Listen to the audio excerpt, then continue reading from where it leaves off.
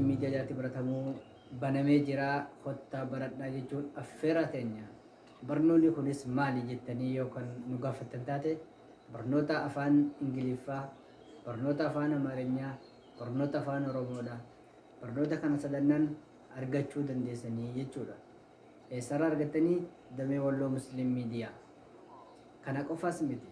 Barnoota afaan Arabaatiin, logaa Arabaatiin, barnoota yookiin logaa Quraanaa Al-Qaa'idatun Nuuraaniyyaa kan jedhamu dhuftanii baratuudhaan argachuu dandeessan jechuudha. Kottaa nutti makamaadha, maatii Walloo Muslim Miidiyaa ta'aadha. Barnoota kana argadhaa isin jenna. Kana qofaas miti. Barnoota Quraanaatis yoo barbaaddan, barnoota hadiisatis yoo barbaaddan, sammuu teessan qaroomsuudhaaf gama keenya kottaa jechuun affeerraa teenya. Egaa kabajamtootaaf jaalatamtoota hawaasa Islaamaa bakkuma jirtanitti nageenya firaamii Rabbii isin faana jiraatu.